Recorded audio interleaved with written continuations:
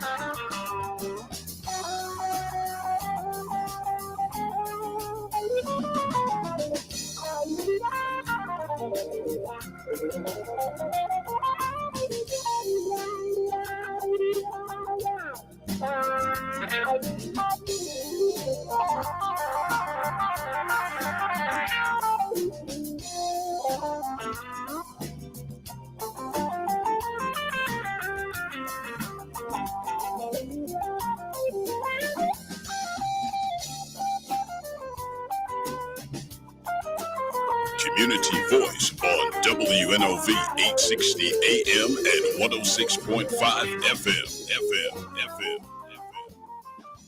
All right, welcome back to Community Voice. You want me to get this caller? Sure. Caller, welcome to the program. Shalom, family. Amen. Hey, listening to you, brother and sister, I wouldn't call it a debate. I guess it's expressing opinions. But either way, the point Bria was making about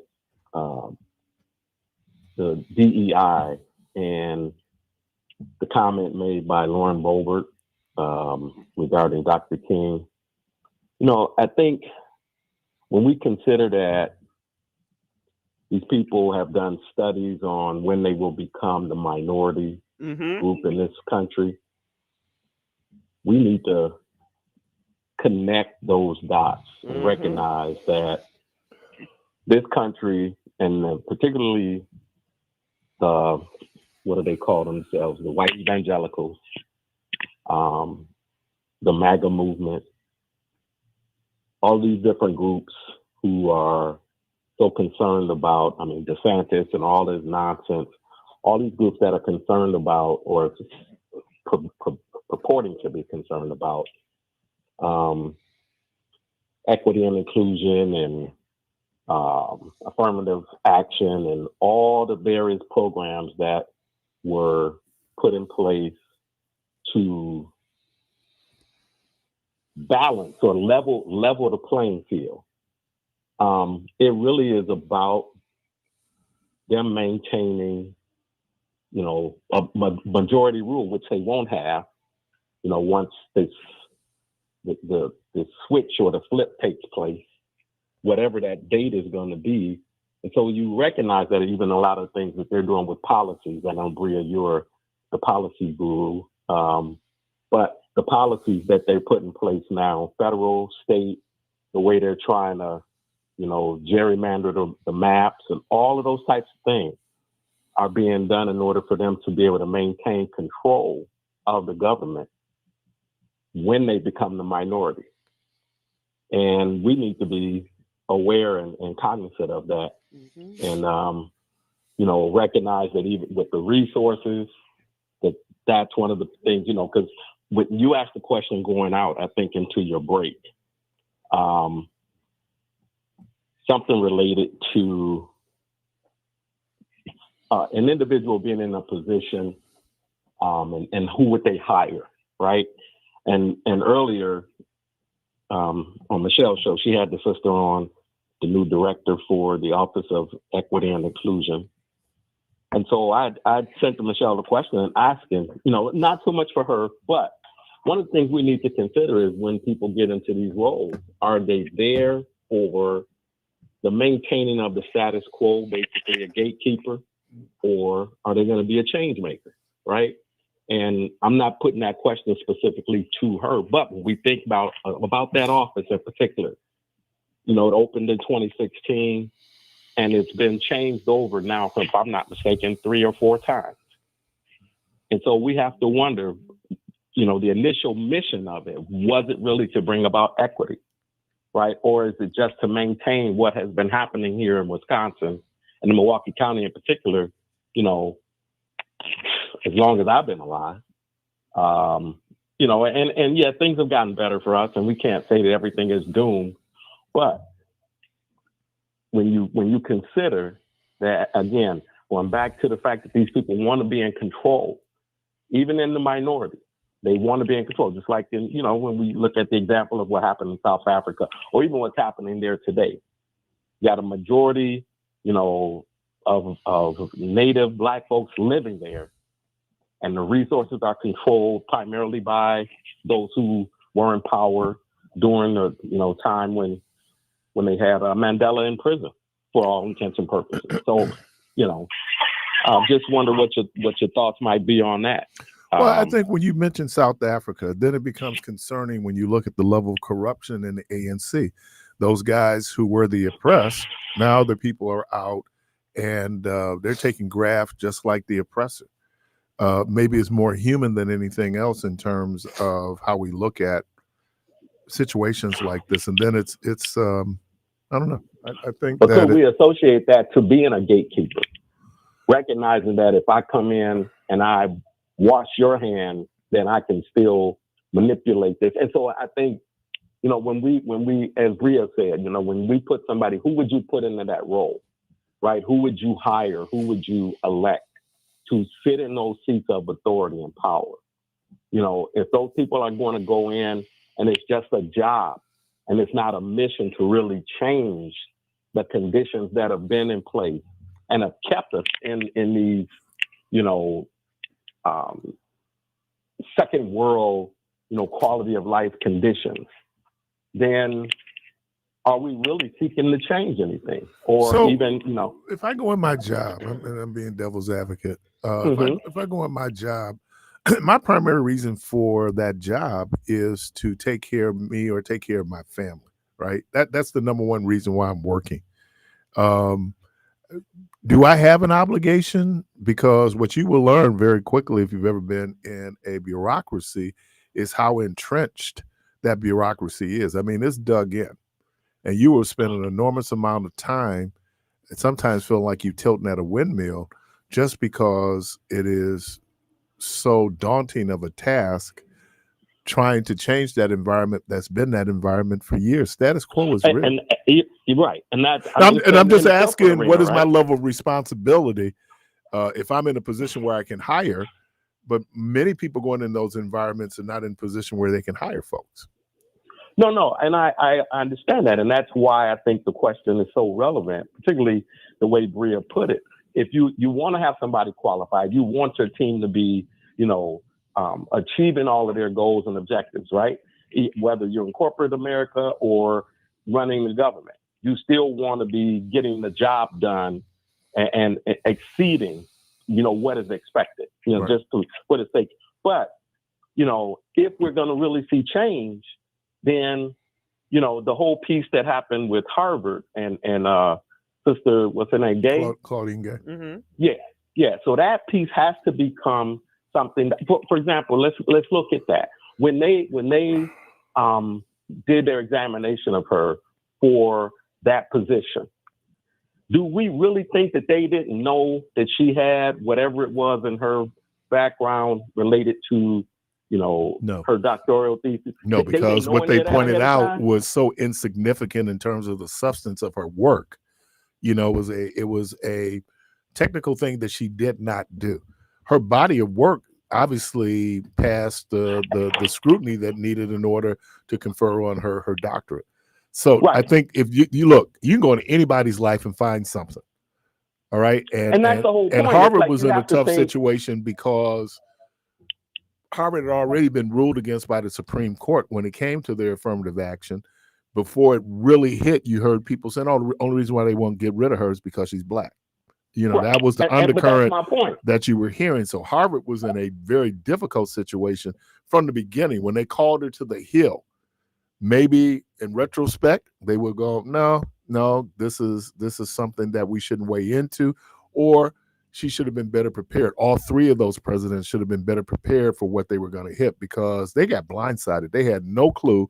And now people trying to do a soundbite. We want to hear you say that it's a violation of Harvard policy to say that the wiping out of Jews, right? Genocide towards the Jews. And what does she say? I mean, there is a free speech issue. Label her as anti-Semitic.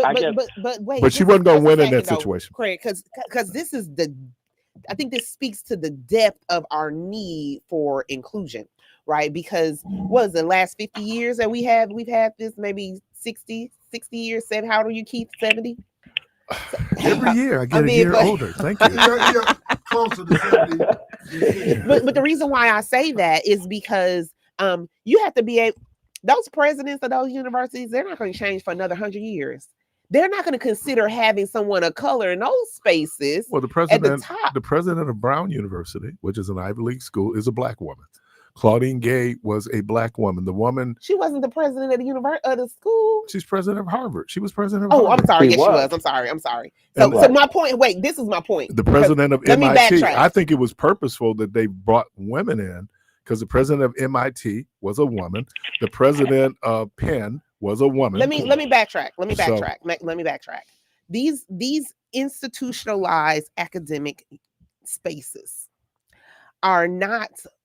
I mean, the culture of accepting this is a talking point, of accepting Black women, of accepting, people of color. It's a talking point. Hey, we need to. Is funding associated with it as well. We open up ourselves for more opportunity because there are dollars that are associated just because people in certain positions are of color, right? So it's advantageous for those board bodies, those bodies that govern those systems, to have that type of representation. But the reason why we cannot be so nonchalant about the dismantling and the crusade against DEI is because we need to shift all of that. We need to shift the boards.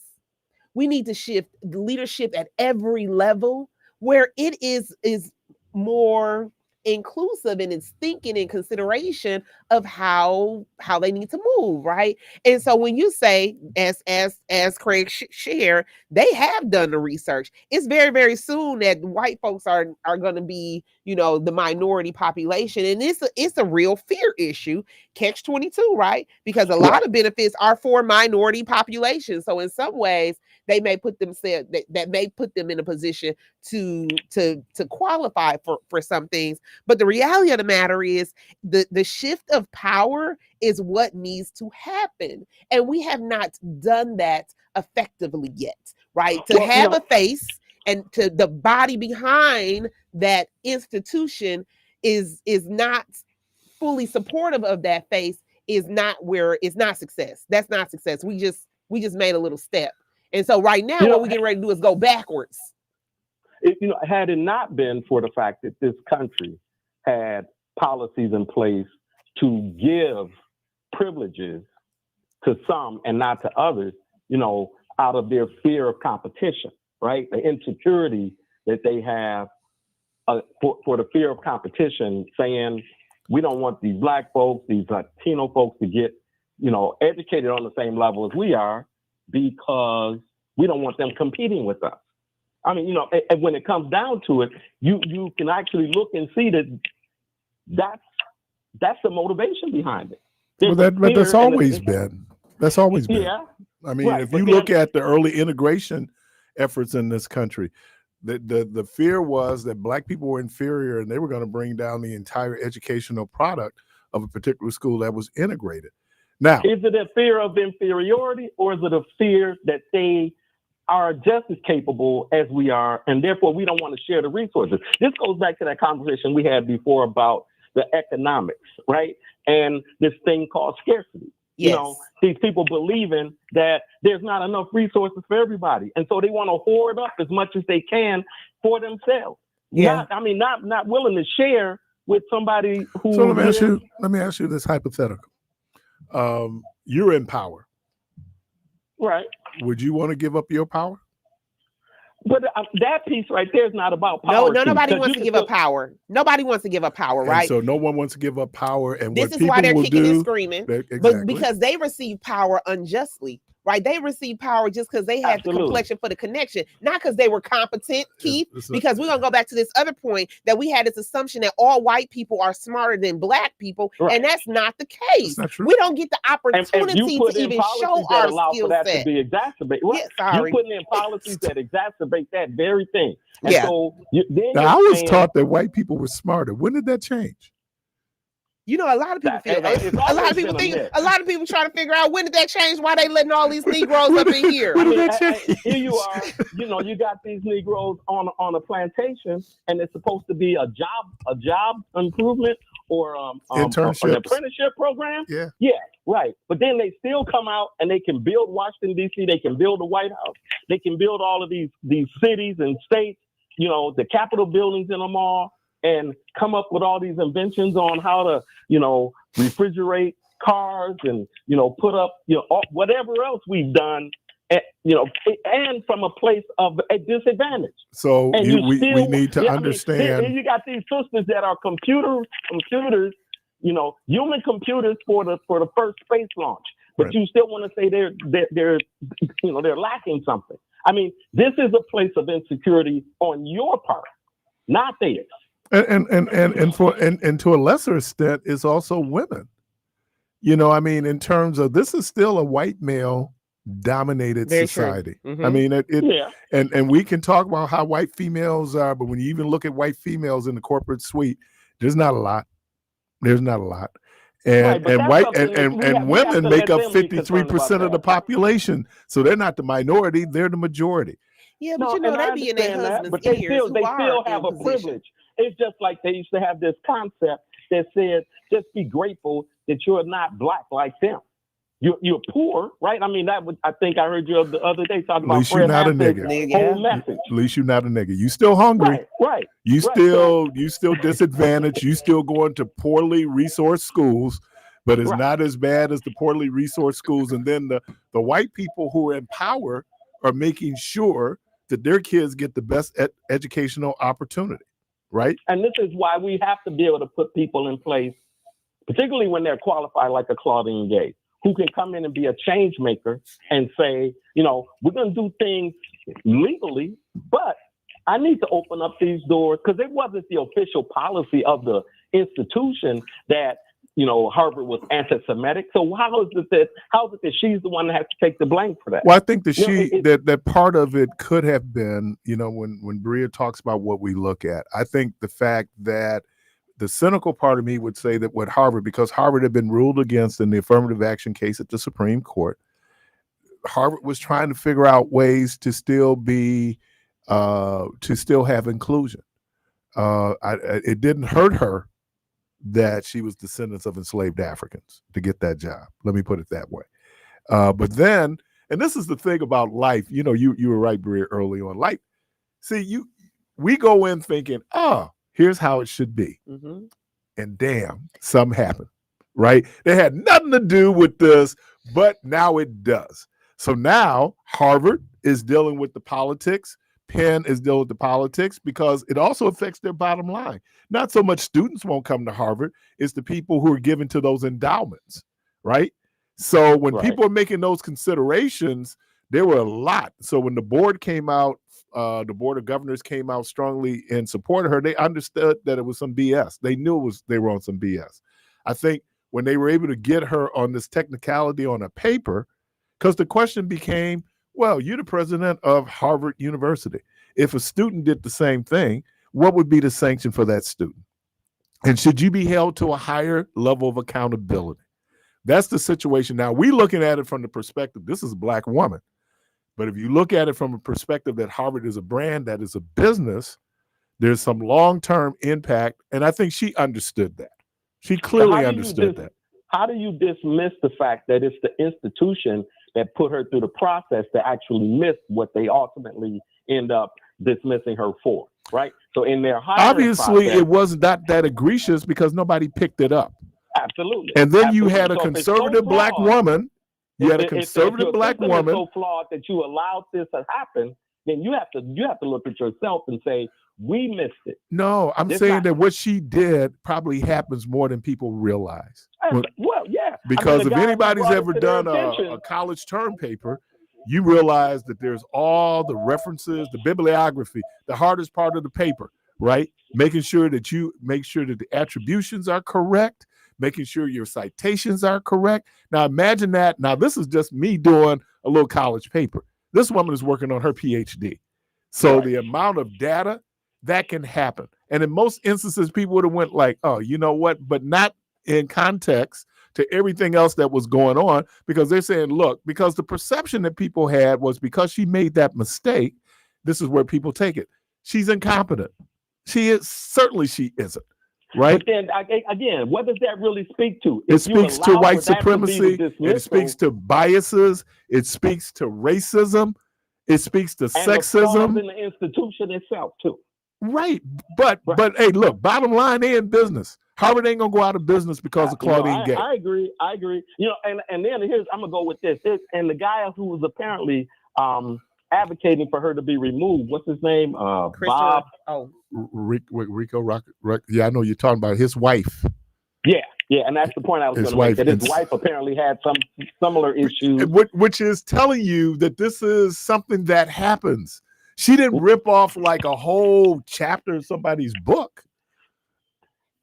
You know. Well, the man should be privileged that she even included him in her work. You know, ultimately, and she cited it. And the woman going, this verbatim, but she cited that she took the paragraph. She didn't take a chapter, man. She took a paragraph. It speaks to the insecurity that these people have. And then, here you go. And then you can always find a Judas, right? You can always find somebody that looks like you. There you go. Then to come and do damage to you and go, we're not being racist because there's a Black woman here who she violated. Come on. We're being fair. You're not being fair. You're not. You're being political. And, the Judases, they be manipulated, and Did you know Jesus had a brother? Yes. Named Judas? Is the gatekeeper or the change maker? So thank you so much, Craig. You know, one of the things I wanted to highlight here, because please acknowledge that Jesus had a brother named Judas. He had a brother named Judas. Okay. Okay. Okay. That wasn't the one who did him, though. No, it's not the one who did Judas is like back in the day, Willie. You know what? You know how many Black brothers named Willie? Yeah, it's a lot of them. A lot of named Willie. Yeah. So everybody's name was Judas back then. Everybody was Judas, James, Jesus. Jesus was a very common name. Yeah. You know, so we got to do trivia as Wednesday. Okay.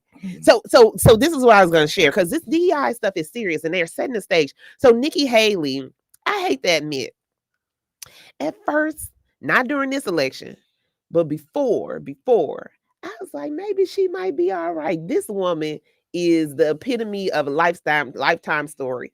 And her words on the interview with Fox and Friends. This is how they set the stage. Not CNN, not MSNBC, Fox and Friends. Well, these her friends, right? So now I'm just having a dialogue, me and you and Keith, me and you and Keon, right? We just here chopping it up. We're sharing how we really feel. Because guess what? We just amongst friends. She says, we've never been a racist country. What? They believe this.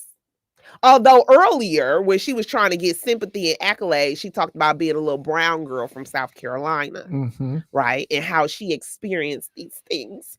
And, you know, we're better now as a country. Is there something in the water in South Carolina?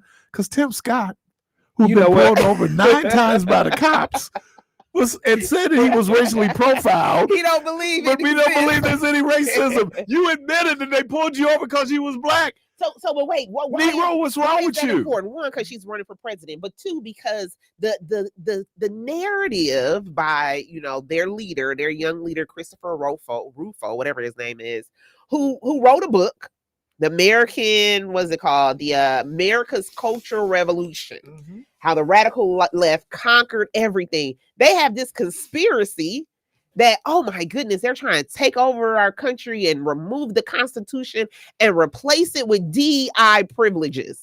This is the motivation behind the behaviors.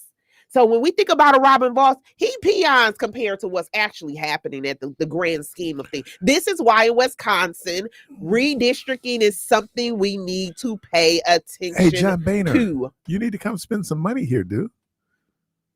Okay. You know who John Boehner is? Sure. Who's John Boehner? Why should he spend some money here? I was talking about Robin Vos, so we need you to come here, spend some money, so maybe we'll have a more realistic marijuana law.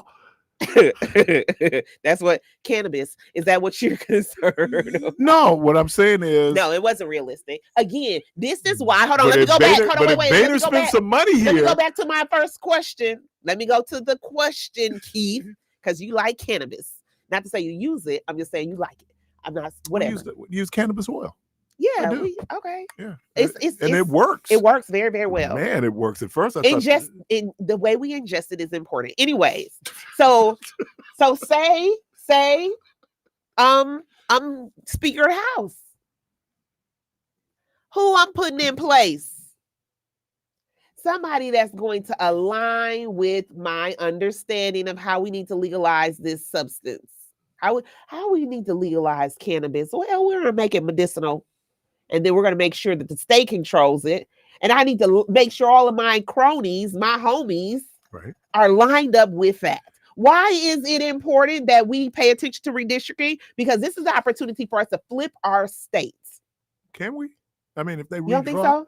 I don't know. And not really looking at the maps and not really clear on what the political dispositions might be out state. I'm sure it's going to have some change, but what change does it have where we'll go back to where we're getting close to a democratically controlled legislature or even a 50-50 legislature? I don't know.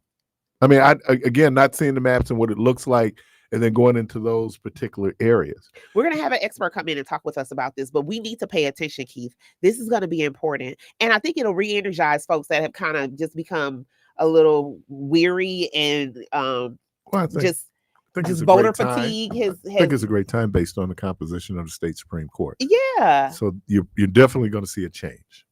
We should see a change. It should energize people that we have an opportunity. How much impact does that have? It might be more than what you think. No, I don't know. I'm not. When I say that, I'm saying not. Hopefully, I'm not coming across as cynical. I'm just coming across as not looking at it, not knowing what the demographics are when you redraw these maps, right? So I don't. That I'd like to see, but I do know that probably the most democratic friendly map is probably going to be approved by the Supreme Court. Which is why it's important that we vote, right? Oh, elections have consequences. Barack Obama. And benefits. Mm-hmm. Or deficits, because if, let's say, we talk about the positives, we know all the negatives, Keith. All right. We want to encourage the people. Sister. We all right? Okay. I'm just saying that when I go vote, chances are I could lose. There are chances are we could lose, so but there are also. That doesn't mean you don't participate. But that's why we don't want to speak to that part, right? We speak to that part because we're adults, and adults should be able to have.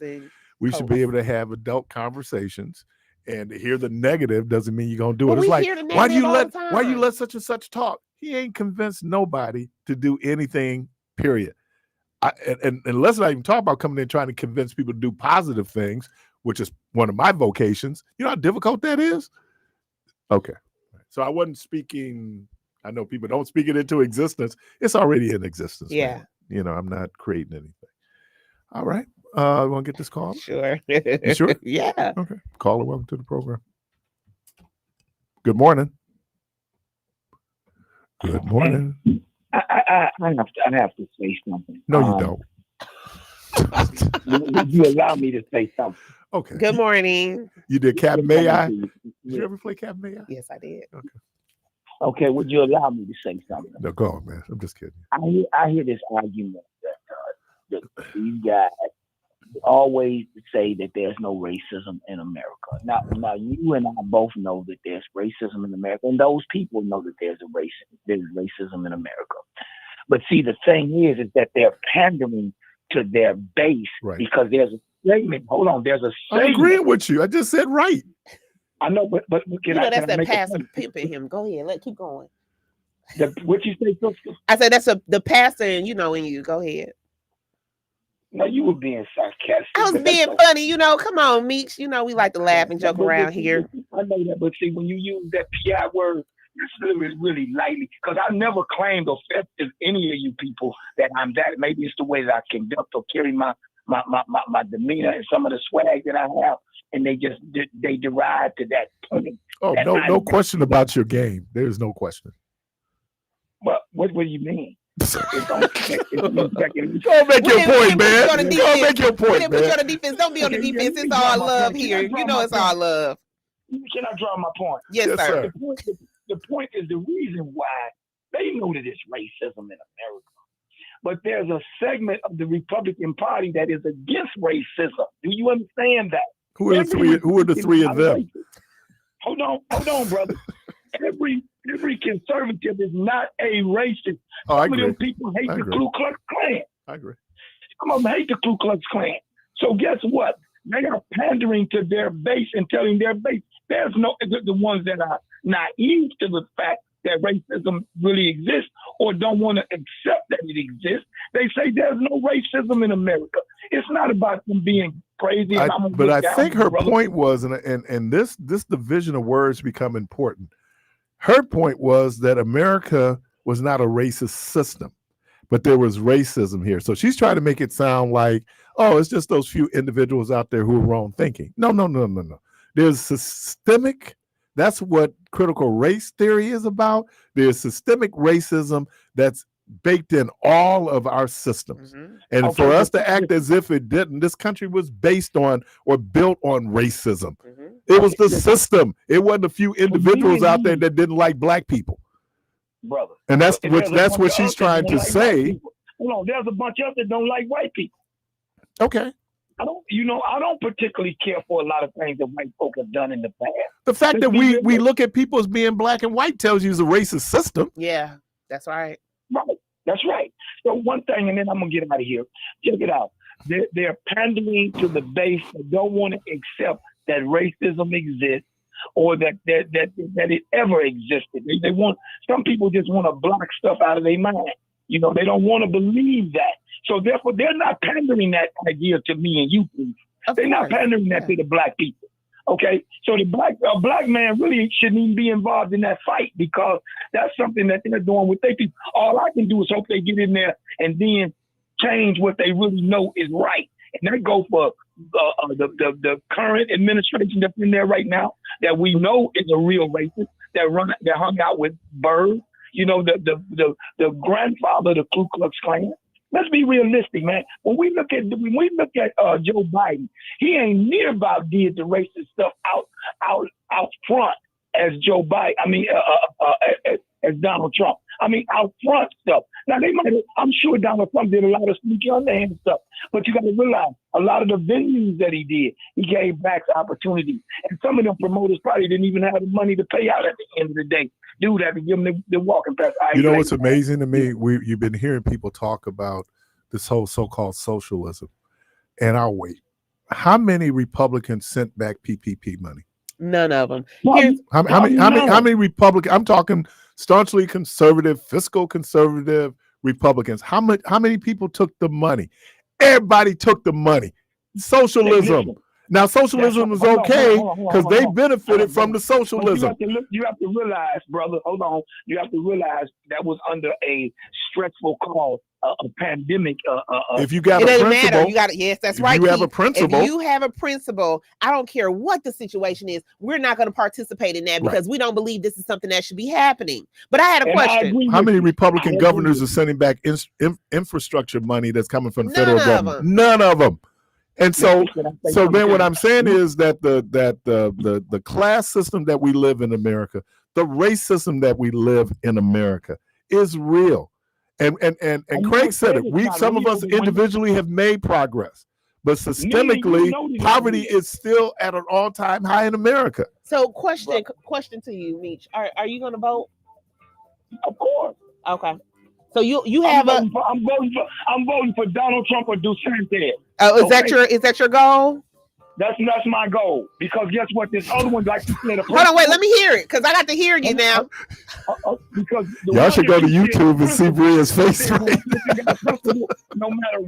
No matter what it is, he's gonna vote. He's gonna if he got that moral conviction, he's gonna stick to his gun. That's an oxymoron. Anytime that you attach moral conviction to Donald Trump, that is an oxymoron. That does not fit at all. Anytime you connect racism and leave the guy in the White House out now, then something wrong with you. Right. I need to refer him to 2 Corinthians. You know what? You listen to Text Speech. You listen to Community Voice. We'll be right back.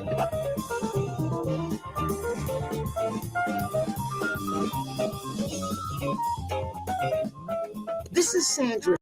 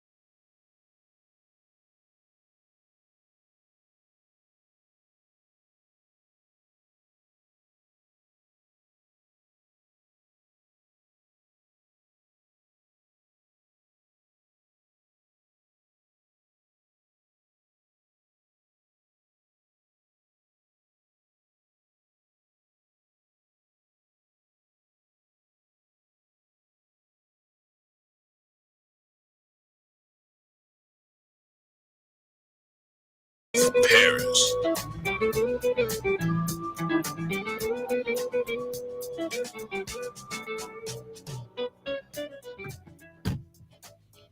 All right, welcome back to Community Voice, and we have a studio.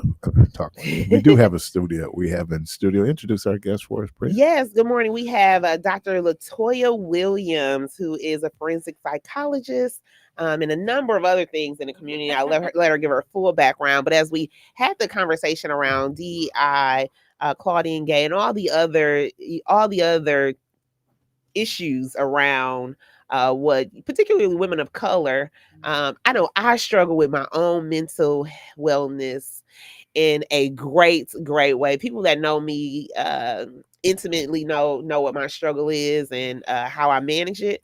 But yeah, I resonate with all of what's happening in these spaces because I'm working in similar spaces, and it can exacerbate your mental health, especially we're going into, this dark part of winter where, all your thoughts start to kind of come together. You start thinking things that probably aren't things you should think of, and you really don't want to talk about it because then people are going to feel like you're crazy or whatever. And so thank you so much for being here in the studio with us this morning.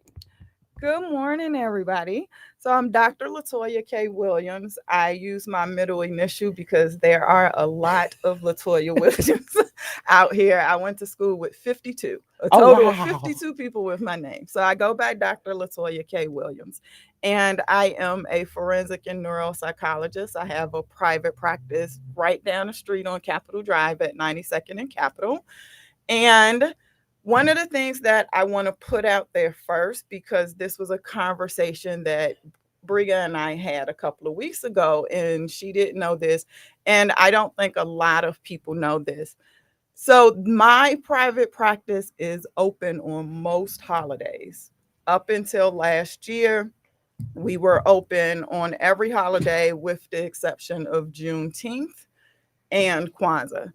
Starting this year, we will be open on every holiday with the exception of Kwanzaa. So we serve as a drop-in center. If you are going through something around the holidays, because holidays also have a tendency to kick up depression and anxiety and trauma for a lot of people.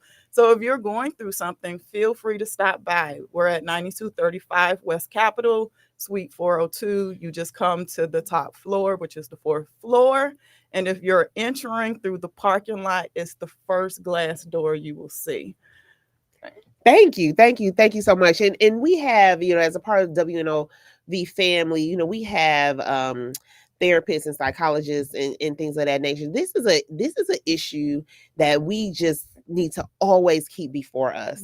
And as we're reading, the news stories, the articles, for women in the workplace, particularly women of color, sometimes we are just wrote off as nagging or bitching or whatever it is that people want to describe our voice of concern or our desire to have standards or to have accountability in space. And that in itself can even, further exacerbate your mental wellness.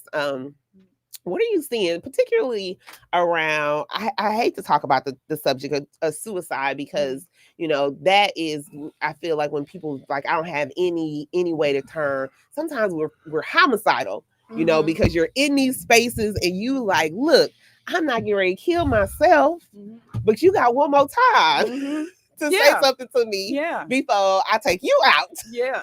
How do we balance this? Is this something that's just in our head? Are we being extra? Because that's what it is. Oh, y'all Black girls, y'all just extra. Y'all always got something to say. Y'all always got an attitude and chip on y'all. So y'all need some sex. Like the stuff that people say to Black women, I just be like, why would you feel like that's okay to say? Because I'm issuing a concern. Keith, do they say that to you? You need to. I'm not a Black woman. My point exactly. So no have I ever said that to a Black woman?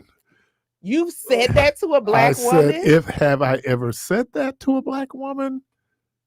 Question mark. Rhetorical. Okay. Yeah. I'm still here. So one of my biggest concerns, one of my annoyances as when I'm just allowed to be a human being, when I'm just allowed to be a person with thoughts and feelings, and I get to take off the, oh, but you're a mental health professional hat. When I just get to be me. One of the things that annoy me is the strong Black woman trope, because that is a trope that was put on us at the time that we were enslaved, and it was used as a justification for why we could be mistreated, why we could be treated the absolute worst. We could be treated worse than any other group at that time that was struggling. We weren't, as a culture, we were not the only culture that have been enslaved, but we were treated the worst as an enslaved culture. And it was because, well, they can take it. The Black women, they can take the beatings.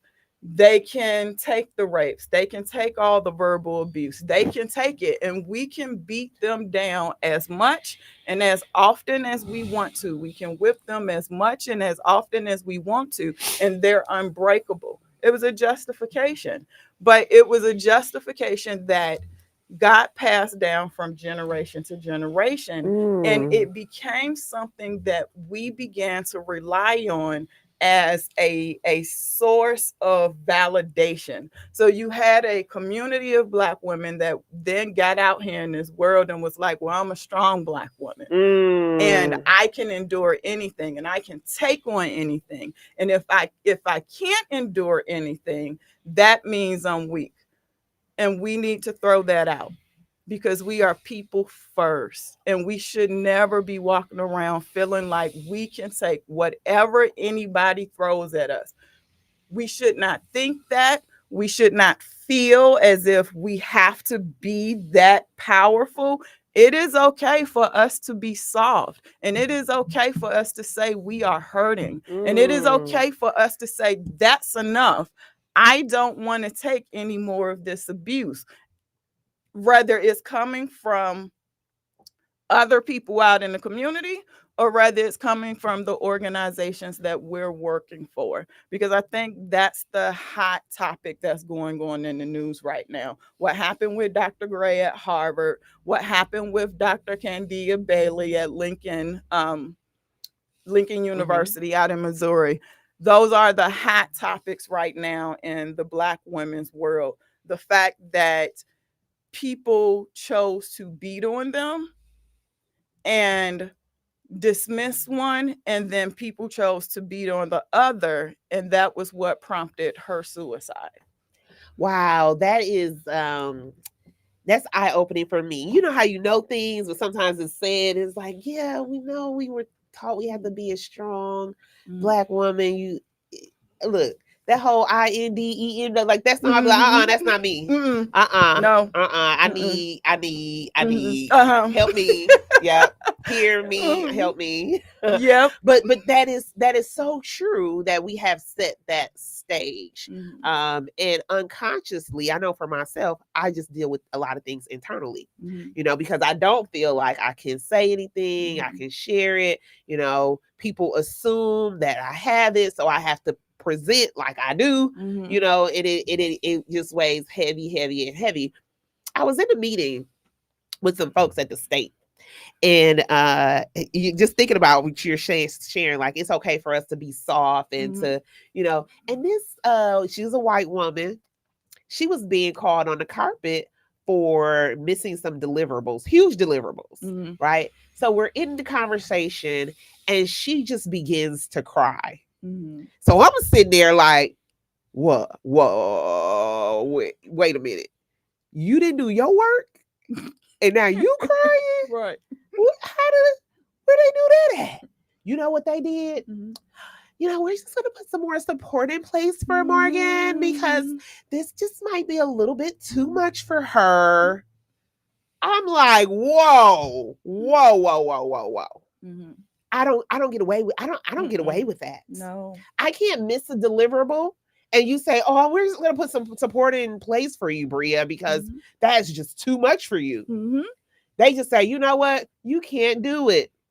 We're going to get somebody else in here." Somebody else. Yeah. So that same the way in which we inherited the strong Black woman trope is the way in which white women inherited the dainty, fragile flower trope. They were the dainty, fragile flowers during slavery, and generation after generation after generation continued to validate them as the dainty, fragile flowers. So when they cry, everyone runs in and offers them more support, more validation, more praise. What can we do? How can we help? Oh my goodness, you have too much going on. You're stressed out. How do we relieve some of that stress? How do we help you drop some of those bags? And the exact opposite happens to us. When we cry, then people look at us weird. And then it's, well, you just can't handle it. You're just not good enough at this point. So we now need to get rid of you. I think, so the Dr. Candia Bailey situation has been all over the news, and I'm glad it's getting so much traction, it's so much attention. Most of it, the information that I've been able to gather about that situation has come from LinkedIn. And that's a professional site, so I'm glad I'm glad the site is just being pummeled with news articles and interviews from the students and interviews from staff, because we need that. We need that. I think it's always a shock when a Black woman commits suicide, because one, people feel like we don't get to that place where we have suicidal ideation. We absolutely do. We're human beings. We're human beings with a human brain that can be traumatized to that point where you think about hurting yourself or hurting someone else. Our brain is no different than any other brain out here. After a certain level of trauma happens, that is the direction that you're headed in if no one steps in and supports you. But the thing about the Dr. Candia Bailey situation is she did what a lot of Black women won't do, and what I'm constantly encouraging Black women to do, which is take your personal days. Take your weekly vacation every 3 months like clockwork. Give yourself a break from these environments where you're being beat down by other people, particularly when you're being beat down for racial issues. Make sure you use your sick time. Get yourself a therapist and have your therapist to fill out your leave of absence. When it's too much, use the resources that are available. I have to really lean on a lot of my Black professional clients to do those things. I gotta send them out text messages and messages on FB and remind them to get that done, because we're trained to just work, and take care of business. Work, take care of the husband, take care of the kids, take care of the neighbors' kids. We're trying to just work, go. Dr. Candia Bailey did something that a lot of Black women won't do. She submitted her leave of absence paperwork. And what that caused from her immediate supervisor was for that person to then look for reasons to get rid of her. Now she's been evaluated less. She's being told that she doesn't show up enough. She's being told that her work product is not good enough. And it really appears like there's a connection between the two. Her saying, I need to take time for my mental health to get my mental health, is what then triggered all of the nonsense that she then had to experience after that, including her being let go. So her suicide actually happened on the day when they had officially dismissed her. Yeah. You know, I was thinking about just to kind of shift, not to shift, but to kind of make a connection.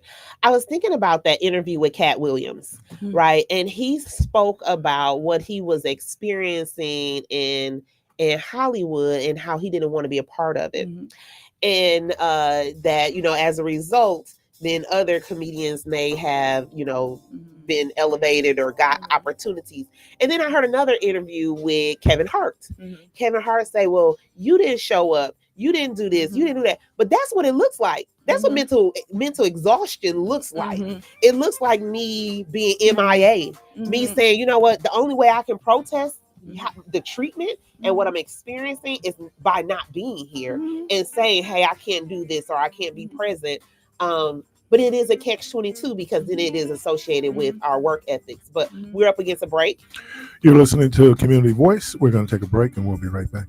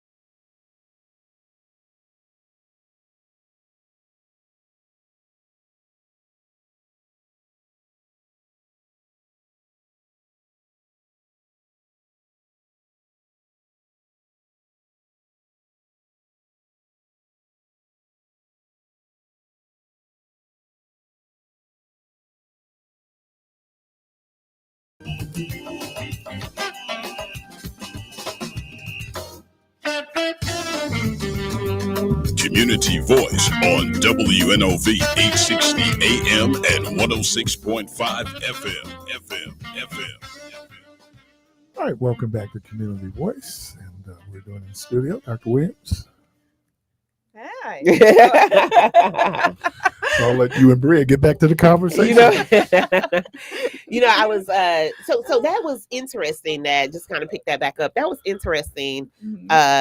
That I could see that correlation between Cat Williams saying, you know what, I don't want to be a part of this.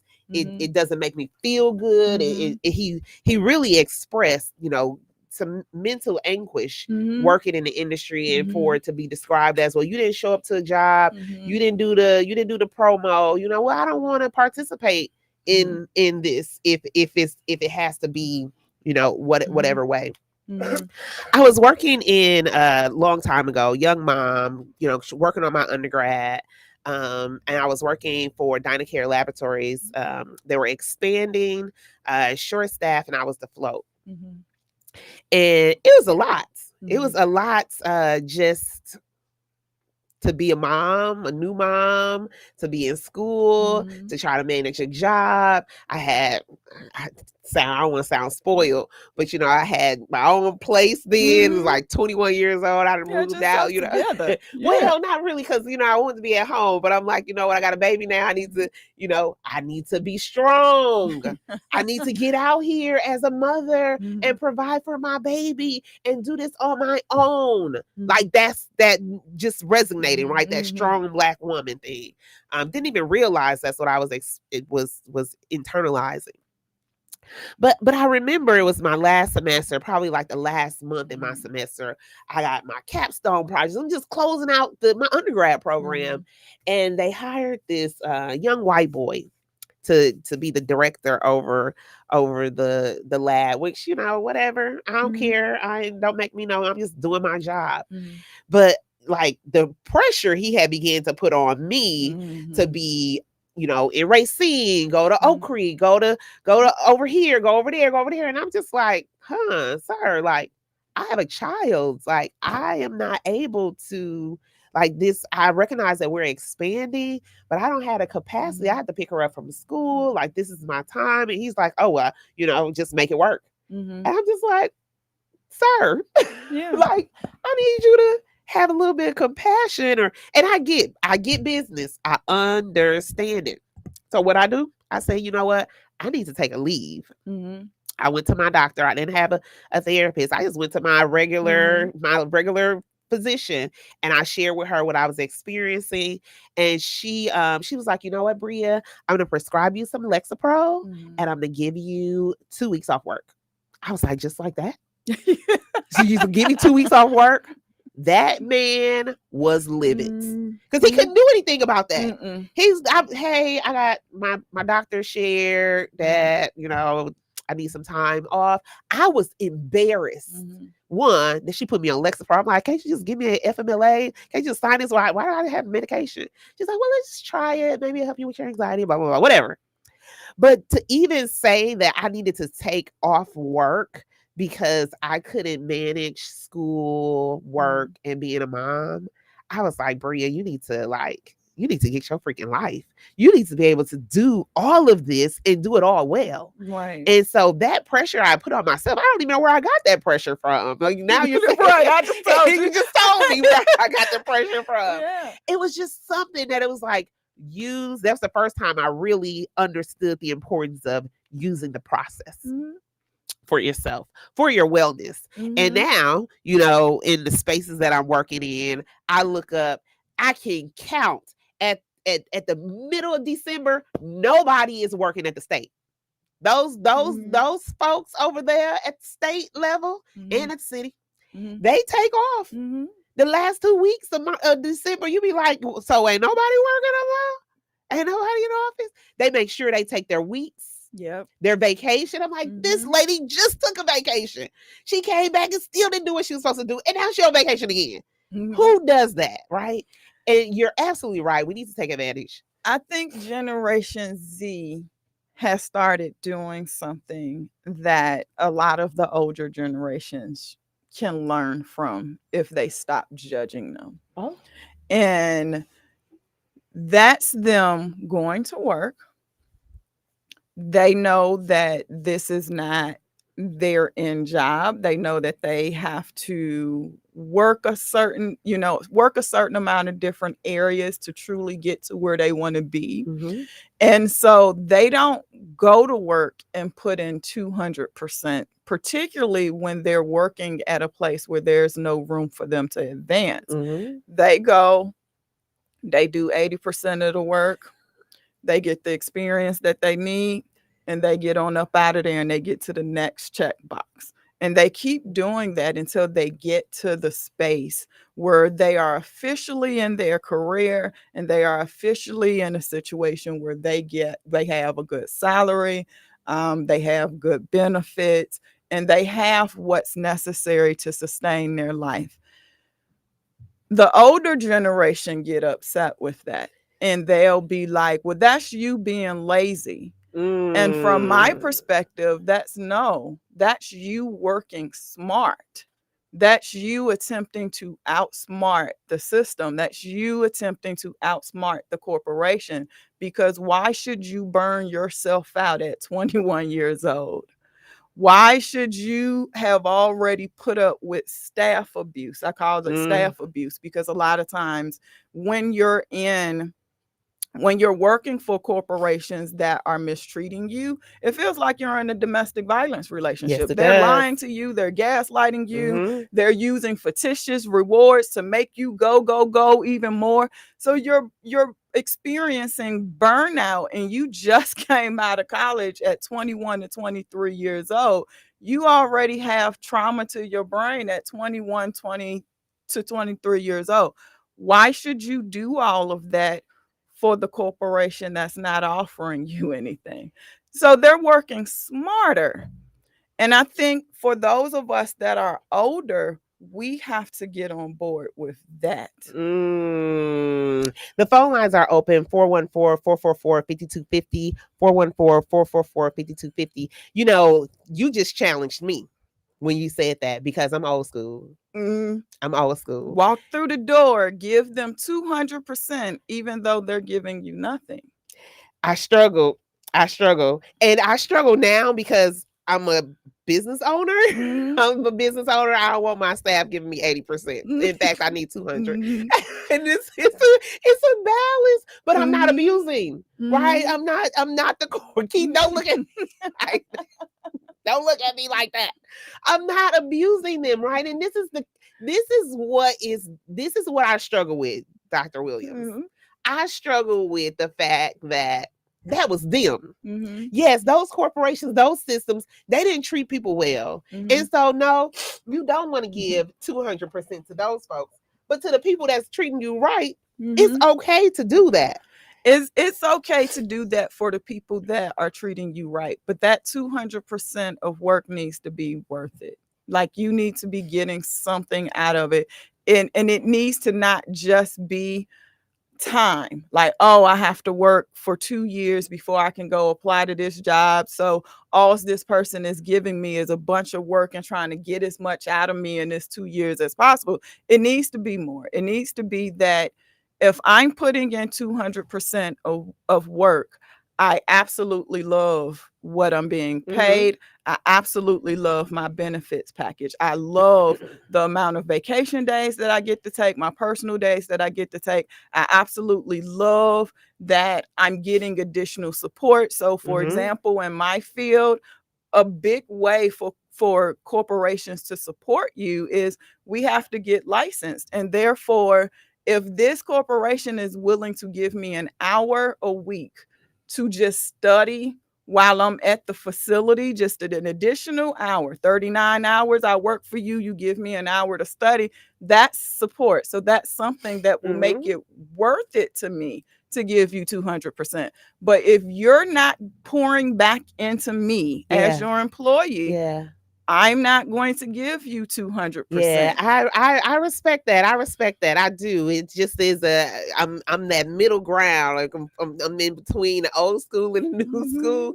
And in some ways, I've probably grown with some of those judgments to say, oh, well, you got 6 months here and 6 months there and a year there and like 2 years. You don't have any tenure at a space. Then the assumption is that you're not a good employee, right? And so that is that's some shifting maybe I need to make in my thinking. All right, caller, we have a caller on the line. Good morning. Hey, good morning. I just called because the lady is on point, but I have to add something with that. When you take that approach with these younger people and they move on, we get labeled, especially black folks, but young people, period, is doing black and white. We get labeled as being inconsistent, and that will morph into the words shiftless or lazy, because we're moving on to get that shining future. But we get labeled with inconsistencies, and then they give those jobs to these people that are coming into the country by saying these are jobs that the Americans don't want, which is a lie. So I would be very careful on how I handled that and injected that to the young people, because they're doing exactly what you're saying. And some of them are making out, and some of them, I'm sad to say, going to have a rude awakening at the end. They're going to wake up and they're going to be old, and they'll have some kind of Social Security or some game plan, but it might not be what they thought it should be in that college stage. So I wanted to add that, because we get labeled when we play that game as being inconsistent. We're not inconsistent, and they'll say we're lazy, and those are jobs that others don't want. When the person that's coming behind that person that left really wants the job, but they give it to the illegal immigrant, right? And guess what? He doesn't have to have the credentials. All he has to do is be consistent with showing up and doing a day's work. And I'll take your answer off there. I'm kind of working, but I had to jump in on that one. well, thank you for adding that to my comment. One of the things that I want to point out, though, is that we're labeled as lazy regardless. Yep. So if you pay attention to what a lot of Black women and Black men have gone through in corporate settings, regardless of them putting in that 200% and being the star performer at that organization, they were still called lazy and were still presented as if they weren't doing enough. They were still devalued and invalidated. And as a professional that has worked for several different government systems, I've experienced that where I put in 200% only to still be devalued while my male white counterpart was only doing 25% of the work and was half doing it, but was being presented as if he was the star player.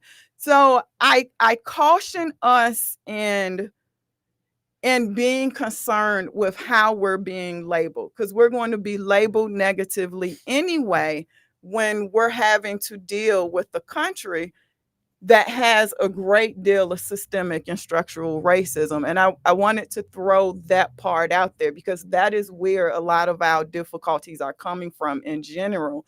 Dr. Candia Bailey, from what I've read, was doing an excellent job. Her boss right above her had a very different opinion from what other people had about her. And we see that all the time. I see that a lot in my own private practice. Women are really, they are really bending it out of the frames. Men are bending it out of the frames, but they're being mistreated anyway, as if they're the lazy person.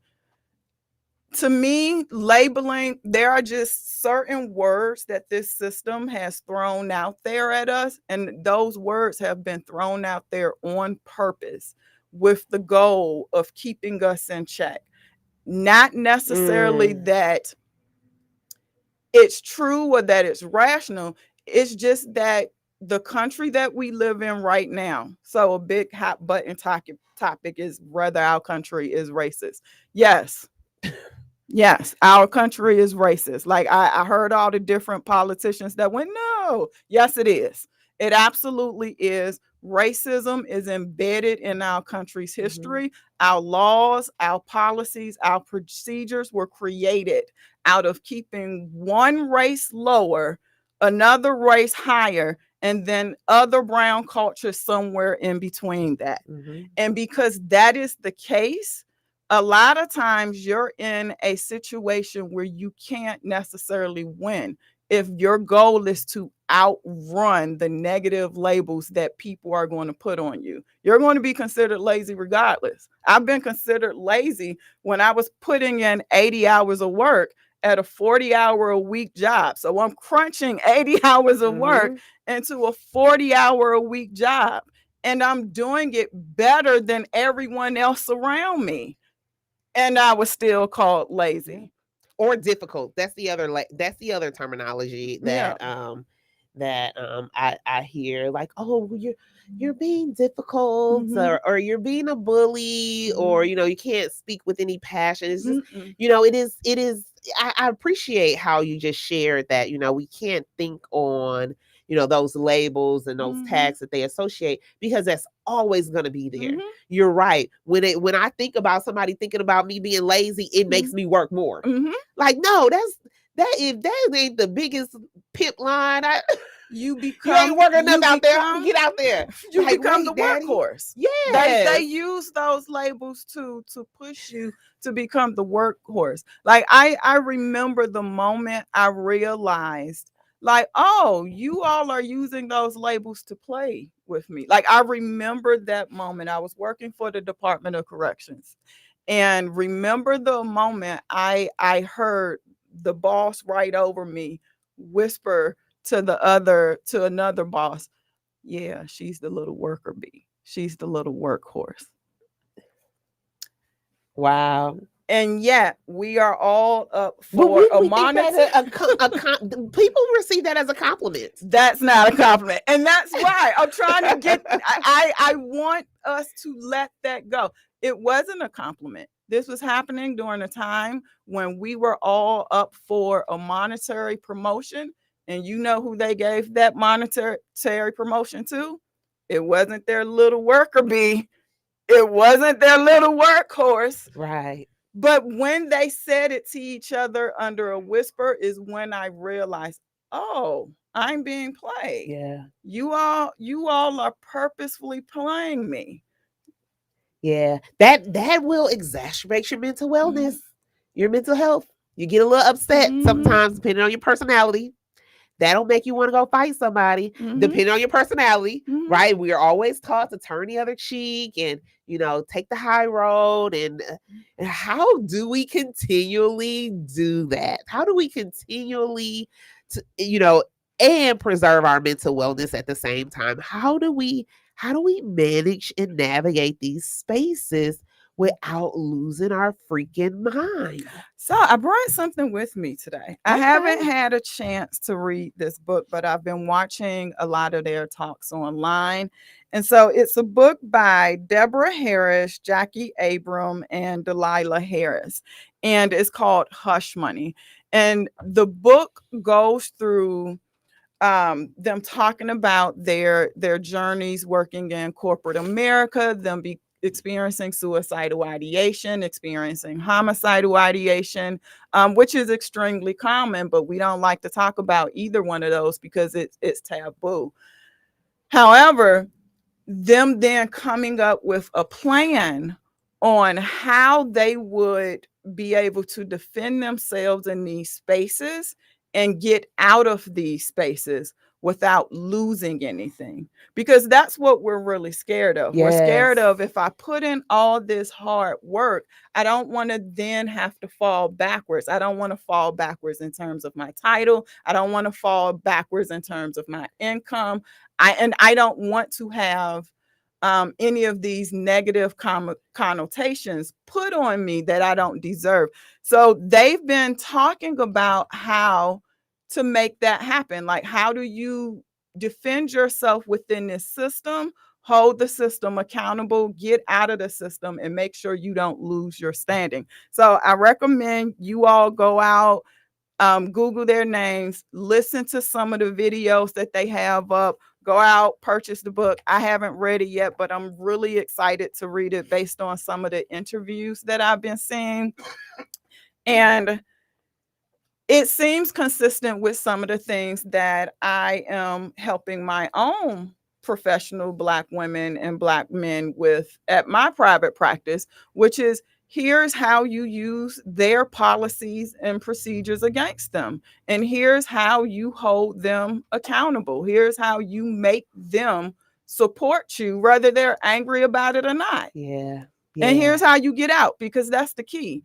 My thing with corporate America is you have to be able to come in, use them in the way that they're using you, and then leave them dry. You got to place them in a place of deprivation. So there are times when I will strategically don't do it on your own. Reach out for some support to figure out how to do this properly. But there are times when I have strategically dropped down from pouring in 200%, dropping down to 50%, causing them to feel deprived, like, holy cow, we can't get anything done. I don't know what to do, and I need to go to LaToya, but she's not talking to us right now, and making them feel helpless, only to then go back in and do a little bit more, and then to make them feel like, oh, okay, we got her back a little bit now. We get in some help, and then breadcrumb them. Start breadcrumbing them. Unfortunately, you have to treat this environment, because it's very similar to a domestic violence relationship. And The same way you have to strategically get out of a domestic violence relationship Yes. so that you're not harmed is how you have to strategically break away from corporations so that you're not harmed. So you begin using certain tools and techniques and strategies to essentially break them. It Wow. sounds mean. No. That's wisdom. But And it's yeah, strategy. it's how you And it's how you it gotta is do how it. you have to do it. You know, sometimes we do it unconsciously. We don't even realize we're using those techniques. Mhm. But it is definitely one I can resonate with, because I'm in that space right now where I'm like, you know what? I'm just gonna let you all do this. I'm gonna Mhm. let you all do this on your own. Let me just get out of your way. I don't Mhm. want to throw you off with my black girl culture, you know, because Mhm. I talk with my hands and I can be really loud sometimes and I get elevated, I get passionate, don't I, Keith? I Mhm. get an issue and I am, you know, they say, oh, you're so rah rah, Bria. I was Mhm. like, oh, but you liked it when I was rah rah on your behalf. Mhm. Now I'm rah rah Mhm. on your, Mhm. and Mhm. it's a problem. Yeah. No, let's keep the same energy. You love this about me, right? That's why Mhm. you wanted me on the team. Mhm. So now I'm bringing that same raw with accountability for you, and it's a problem. Don't worry about it. You do it Mhm. yourself. Mhm. And I had to work on that. That this is another issue, Mhm. right? Exacerbate your mental wellness. I cannot be my natural black girl self in these Mhm. spaces. As much as we talk about, this is why I say they kicking and screaming against DEI. As much as we talk about equity and inclusion and cultural competency, you know, I'm often sharing, I wish you all were as cultural competent and acceptable for my black girl culture as I am for LGBTQ plus. Mhm. Like I have to be receptive of that. But Mhm. you all can Mhm. select how you receive me as a black girl. You don't like Mhm. that I talk with my hands. You don't like Mhm. that I talk, you know, in an elevated voice. You don't like that I have a lot of passion. You don't Mhm. like that I might move my head a little bit Mhm. and get a little animated because you feel like that's intimidating and that's a Mhm. bully. But if you look at my culture, Mhm. all my cousins talk like that. Mhm. All my sisters, all my aunties. This is how Mhm. we people I don't even know. I'm like, oh, I'm not offended. She's just expressing her passion, Mhm. right? But And it's only seen as bullying when it's coming off of black skin though, because Italians do the same thing, the Irish do the same thing. And when they're in the corporate workspaces, no one is going, "Oh my goodness, you're too loud. You're talking with your hands. You got all this energy and passion in your voice." They don't see it as bully behavior when the skin is white. yeah, They only see it as bully behavior when the skin is black. I was looking at Representative Jasmine Crockett from Texas, and she be getting in there behind. But her little white colleagues be back there, amen in her. I said, I wonder how they feel when she get in their behind. Is it the same amen? Is it the same amen? Probably not. Yeah, no, it's different once you change the trajectory on who's on the opposite end of it. Like we have our folks, we have our folks that are truly our allies, but we also have to look at the liberal community as subgroups also. Yeah. And some of those people are not truly our allies. Oh, that's a fact. Yep, they're all for what we're talking about as long as we're saying it to someone else. The minute we turn to them and say, "Hey, you were practicing a little bit of anti-blackness today," now they're defensive and they're upset and how dare you? Yeah. And so how dare you? Yeah. We're up against our last break. You need to finish. You're listening to Community Voice on WNOV 860 AM. We'll be right back.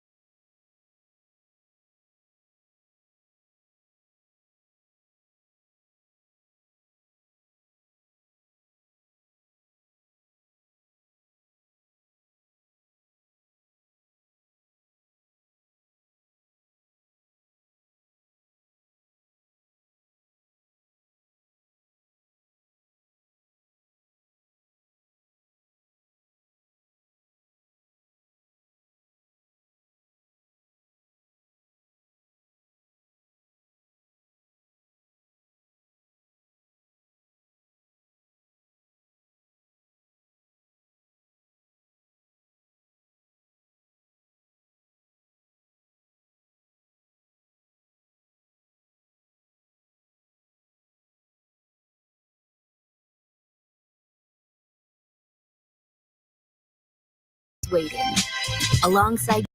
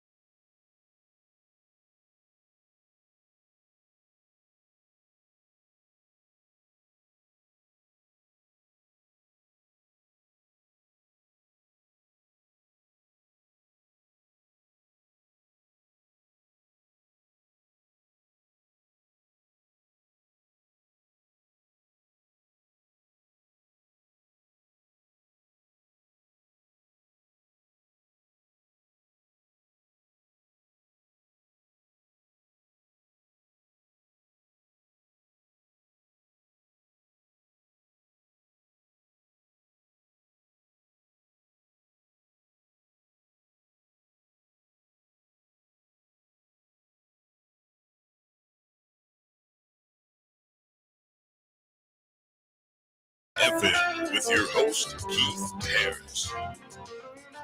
Welcome back to Community Voice, and I'm going to let Dr. Jackson and Dr. Williams. Dr. Latoya K. Williams. Yes. You all can finish up. I've just been sitting here taking it all in. I know, Keith. We didn't put you because Black men experience these things as well. It's not just Black women. Mm-hmm. We Really? know you too Really? are experiencing some of these things, but you have learned how to deal with these things very well. As a corporate man, you've been able to navigate these waters. I don't know how you do it. No excessive drinking, no drug use or nothing like that. That is an accomplishment. I was just able to. All right. Keith, you think I'm playing? You think I'm being funny? I'm Well, serious. When you're dealing with this stuff, it does cause you to drink. Let me tell you what I had to do this year. No, I'm so here. A moment of vulnerability-based trust, right? I put a piece in place. I said, you know what? I had realized that these folks was causing me to drink. Yes. Keep these European women. I'm telling you. And I hate to say it like that because I have some wonderful white women in my life. But the ones that's not, they not. And it's rough. And I say, you know what, Bria? I shouldn't have to feel like at the end of my day, I got to go have a woosah because I've been dealing with them all dang on day. Yeah. Keith, I can't stay. And I stand you. Wait a minute. I'm on the case. At my heavy drinking day, I was supervising Black women. You know what? Listen, you were supervising Black women under the guise of a white system. That was the problem. That was the problem because they were internalizing all of that, and they was just expressing it to you. And plus, Dr. Williams, you just I expect Black women to be strong now. you took all that away.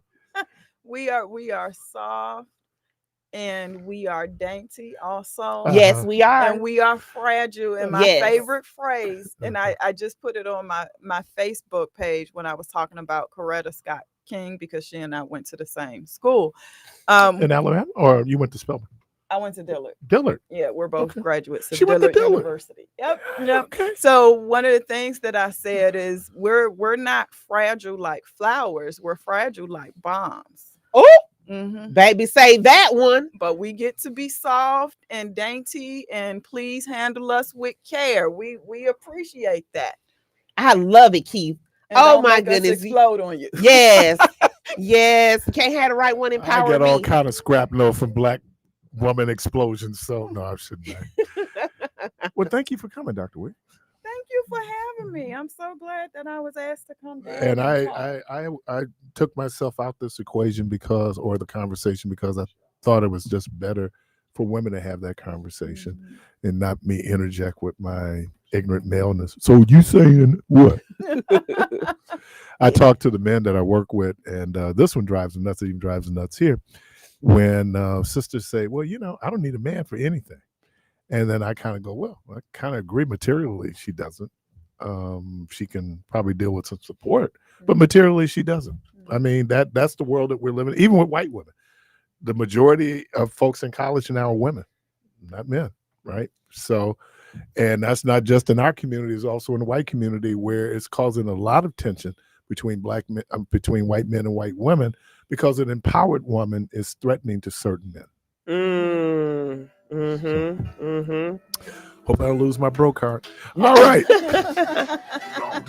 You know what? You gonna keep that bro card. Can I throw a last minute statement out there? You most certainly can. All right. So everybody, if you don't know, I am currently Elite Miss Earth USA, which means I am one of the USA representatives for the Earth pageant system. I'll be competing against the other countries in July, and I'm hoping I win the crown of all crowns, which is the Miss Earth crown.